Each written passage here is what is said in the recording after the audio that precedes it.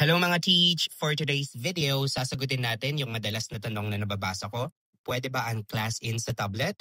And the answer is yes mga teach. Class-in works smoothly on a tablet at sa experience ko, walang lag, walang sabit. I'm using a Xiaomi Pad 6 which I bought 3 years ago and hanggang ngayon, super reliable pa rin siya for my class-in classes.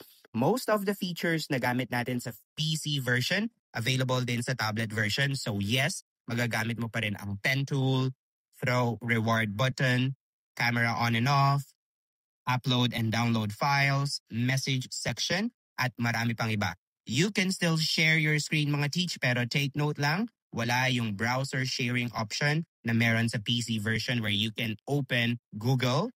Other than that, very functional and teacher-friendly pa rin siya mga teach. So kung nagtatanong kayo kung okay ba ang class-in gamit ang tablet, super okay mga teach, especially if you're always on the go or need a backup device. Ilalagay ko yung link ng tablet sa comment section, pati na yung pen. So kung gusto nyo rin ito for your classes, check out nyo na to mga teach.